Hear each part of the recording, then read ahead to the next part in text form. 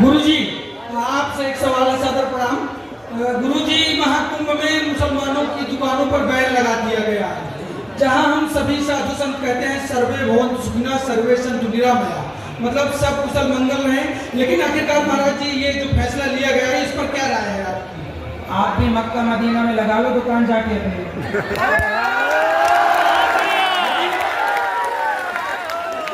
अगर कोई अन्यायी है, कोई पापी है, इसका मतलब तो हम नहीं कि हम भी पाप करना, हम भी अधर्म के रास्ते पर चलना शुरू कर दें। नहीं तो ठीक है ना, जब तुम सबको भाई अपना मान रहे हो तो वो भी मान लेना तुम्हें अपना भाई। एक चाय की दुकान लगा लेना वहाँ। तमाम साधु संत महात्मा लोग कहते हैं क्या कि सर्वधर्म समभाव। हाँ तो भाई हम लोग ऐसा कहते हैं, लेकिन सर्वधर्म क्या होता है? सर्वधर्म नहीं होता, धर्म एक ही होता है। मुसलमानों का धर्म नहीं है, धर्म केवल सनातन बेटा, केवल सनातन में सबको धर्म शब्द का प्रयोग सब नहीं कर सकते, जो कर रहे हैं गलत है। ठीक है, लेकिन महाराज जी, इस पर जो ये तमाम लोग विरोध जो कर रहे हैं, तो क्या कहेंगे? अभी आप ही बैठ जाइए, बैठ जाओ। लेकिन हम एक सवाल है आपसे, ये आपसे सवाल है, इसमें हम पक्ष किसी का नहीं रख रहे हैं। हाँ। इस पर आपकी प्रतिक्रिया जानना चाहते हैं। हमारी तो यही प्रतिक्रिया है, हमारा तो यही भाव है कि जब मक्का मदीना में हिंदू प्रवेश नहीं कर सकते तो भाई प्रयाग में ये बताओ गंगा है, यहाँ तो गंगा स्नान का महत्व है ना। तो गंगा आप गंगा को माता मानते हो कि नहीं? जी मानते हैं। तो क्या मुसलमान गंगा को माता मानता है? सुनो, तो गंगा जी में वही आयना जो गंगा को माता मानते हैं प्रयाग में, तो उनका क्या काम जो गंगा को माता नहीं मानते? पहला, क्या उनके ग्रंथ में, क्या उनके धर्म ग्रंथ में कहीं भी प्रयाग तीर्थ का उल्लेख है? नहीं।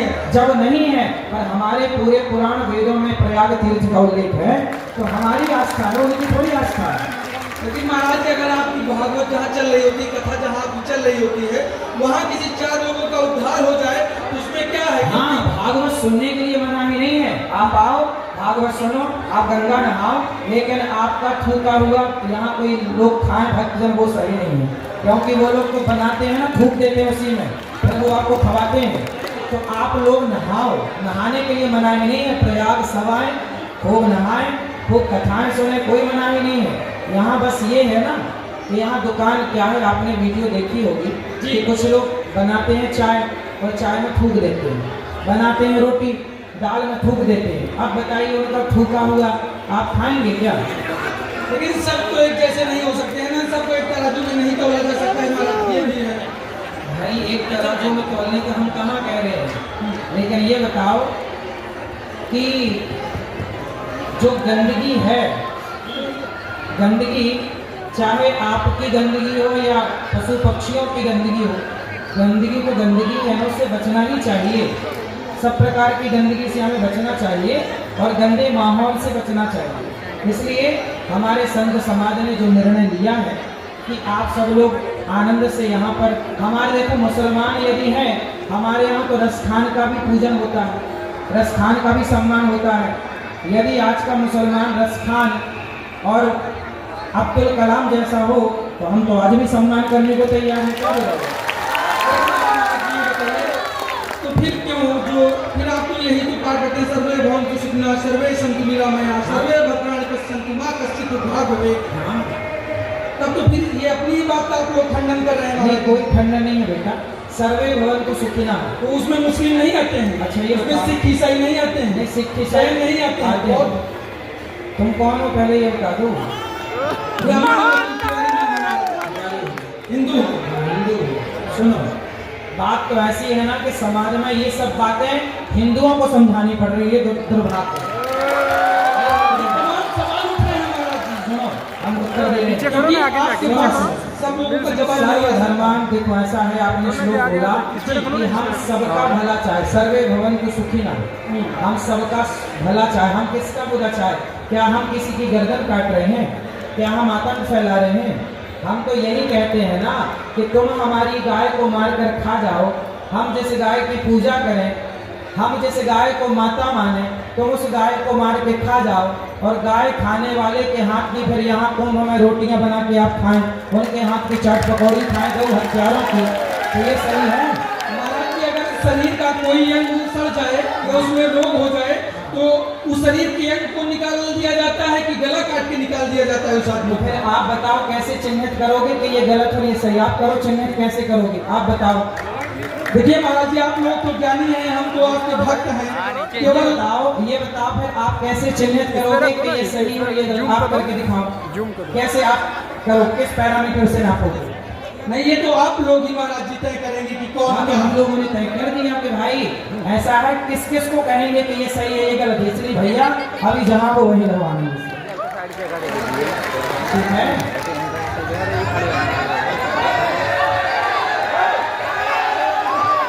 बताओ बताओ। महाराज जी प्रणाम। हाँ, अरे उनसे बात करो, क्या और कुछ सवाल है? हाँ महाराज जी। बोलो। महाराज जी देखिए, धर्म को लेकर काफी सवाल उठते हैं जी। और भगवान को लेकर भी सवाल उठते हैं, ईश्वर को लेकर उठते हैं, क्योंकि कहीं कोई वैष्णो देवी जा रहा है, कोई महाकाली के दर्शन करने जा रहा है, तो उस दौरान महाराज जी गाड़ियां पलट जाती है, कोई अनहोनी हो जाती है। हमारे यहाँ बेटियों को देवी का रूप कहा जाता है, और उनका जब उनके साथ दुष्कर्म होता है तब भगवान कहाँ रहते हैं, ऐसे भी सवाल उठते हैं, उन पर क्या कहेंगे महाराज जी आप? भाई दुष्कर्म होता है तो क्या भगवान बोलते हैं कि तुम दुष्कर्म करो? आप बताओ, आप किसी के साथ दुष्कर्म करेंगे तो क्या भगवान ने आपको आज्ञा दी कि दुष्कर्म करो? नहीं, इस सृष्टि में जो होता है, मतलब कहते हैं भगवान के बिना पत्ता नहीं अरे हिल सकता। फिर वही किसी पे से सवाल अभी दिखा होता है सर।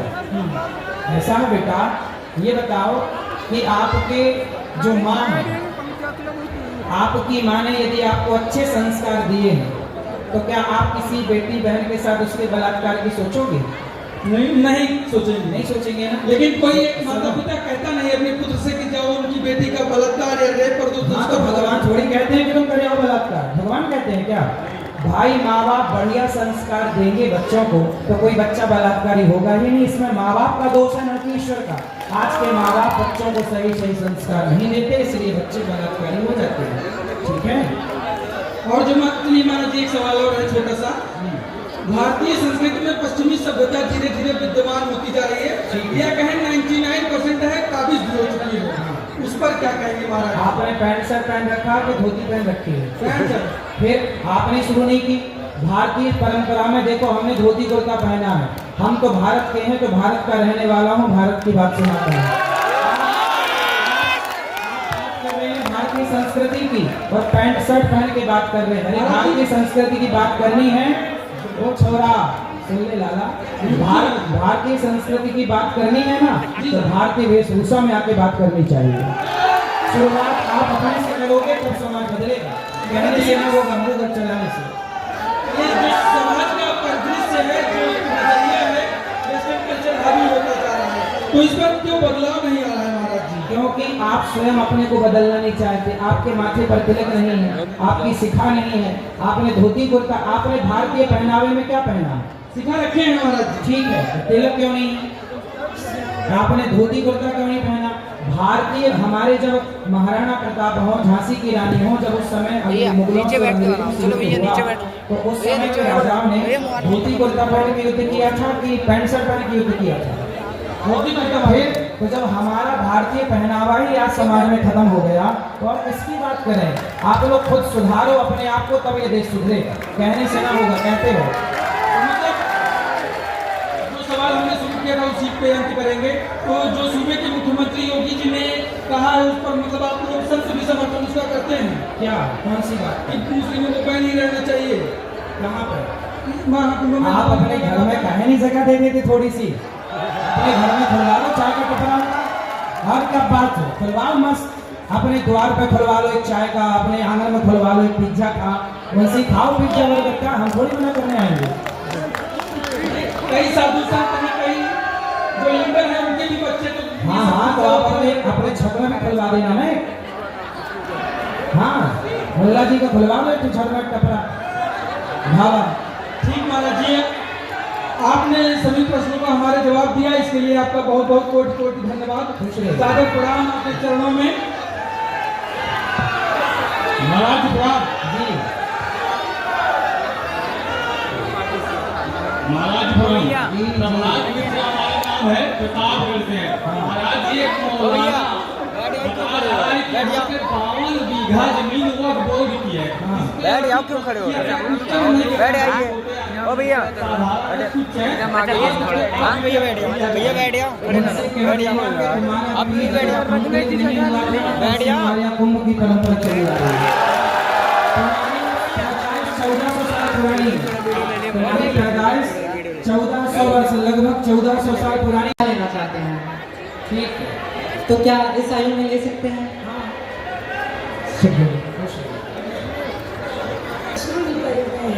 तो ये बात कितना अच्छा है, हमें हो जाता है। बहुत ही अच्छा है। बस हमें ये आशीर्वाद दो कि ये भाव हमारे में रहे। बिल्कुल, आंखों से आंसू भगवान की सबसे उत्तम उपासना है। बस आपका आशीर्वाद रहे। राधे राधे राधे गुरुजी।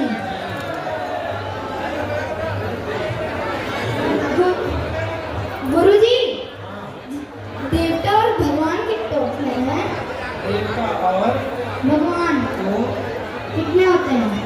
देवता होते हैं 35 करोड़, 35 कोटि। कोटि मीन्स प्रकार मान लो, और करोड़ मान लो तो कोई आश्चर्य नहीं है। भगवान होते हैं एको ब्रह्म द्वितीयो नास्ति। ईश्वर एक है, और एक ईश्वर की अनेक सृष्टि पृथ्वियाँ हैं, अनेक ब्रह्मांड हैं, तो उनकी व्यवस्था के लिए अनेक देवता हैं। जैसे प्रधानमंत्री एक हैं पर मंत्री बहुत हैं, उसी तरह भगवान एक हैं, देवता बहुत हैं। ठीक है, जैसे इंद्र देवताओं के राजा हैं, ऐसे देवता हैं वरुण देवता, जल देवता, अग्नि देवता। हमारे यहाँ नदियों को भी देवी कहा जाता है, समुद्र को देवता कहा जाता है, तुलसी को देवी कहा जाता है, पीपल को देवता कहा जाता है। ऐसे 84 हमारे यहाँ 33 करोड़ देवी देवता। यदि हम लोग पेड़ पौधों की भी तो पूजा करते हैं ना, पर्वतों की भी पूजा करते हैं। हम तो देवता पर्वतों को भी मानते हैं ना, पर्वतों को भी देवता मान की पूजा करते हैं। ऐसे बहुत सारे देवता हैं, पर भगवान एक है। ठीक है, ठीक है गुरुजी। गुरुजी, मेरा कभी पढ़ने में मन नहीं लगता सुबह। क्या लगता है दोपहर को? जब शाम हो जाती है, शाम को खेल जाओ तब। हाँ, शाम को पढ़ लिया करो। ठीक है गुरुजी। जब मन लगे गुरुजी, मैं आपके साथ एक फोटो खिंचा सकता हूँ? चलो।